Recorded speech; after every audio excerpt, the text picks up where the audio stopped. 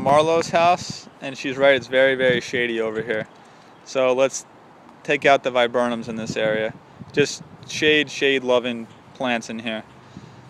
Okay, maybe take out the boxwoods. Maybe transplant these two elsewhere. Maybe transplant the other two elsewhere too. They're both about 30 inches tall.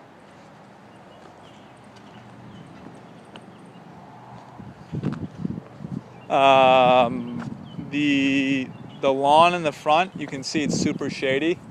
So if you want to get more grass in here, I mean, some of this I'm going to turn into planting bed anyway, but some of this area through here, you can clip back some of these trees and shape them. And you'll get a lot more sun and the lawn will look better. Okay.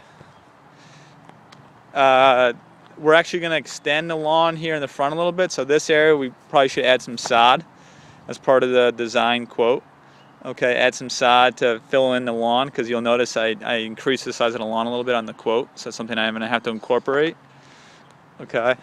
Can't move the, like I mentioned in the quote, you can't move the Japanese maple until the fall now, because it'll die if you try to move it, that tree.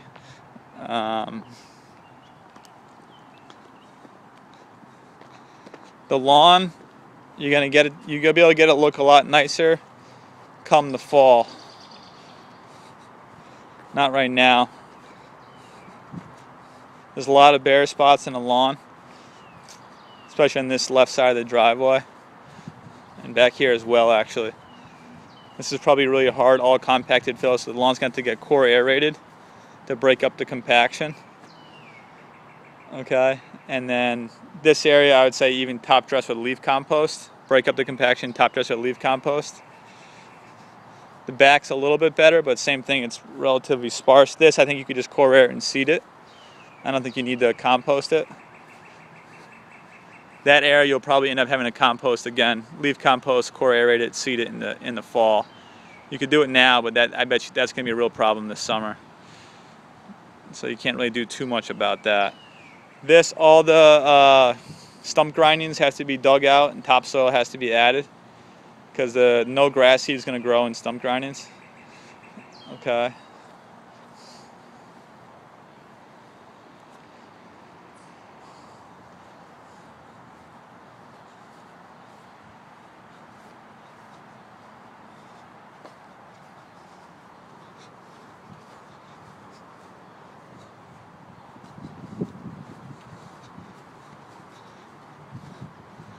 Got 4 paniculata hydrangeas here that we can transplant.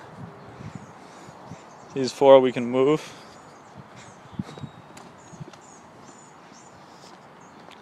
One mop head hydrangea here.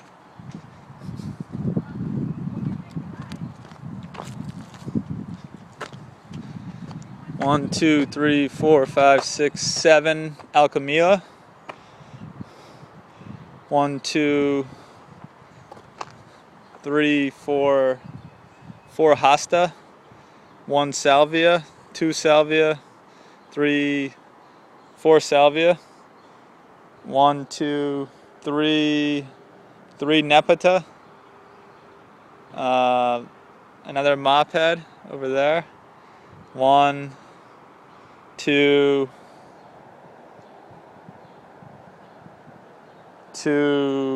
3 Shasta daisies.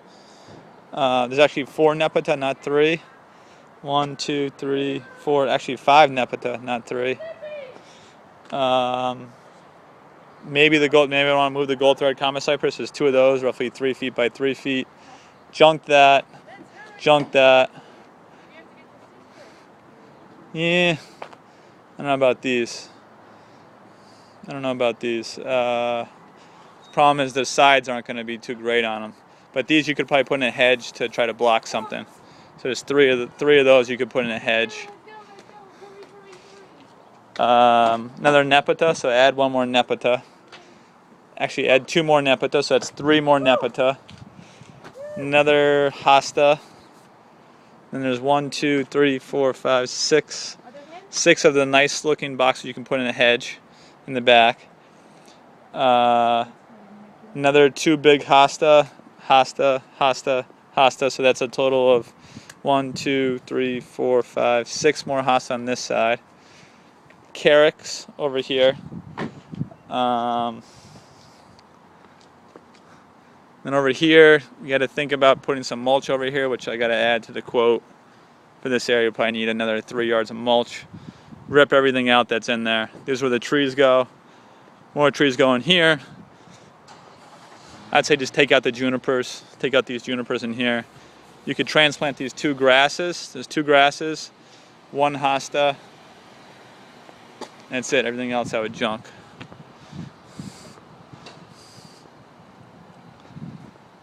And here, these looks kind of funny. I just take these out. Maybe find another home for these 2 little boxwoods. Let's make it grass. And again, this is your shade problem with the lawn. It's just this tree gets so wide, so big. If you could cut this back and try to get some more sunlight in here, your lawn would look better.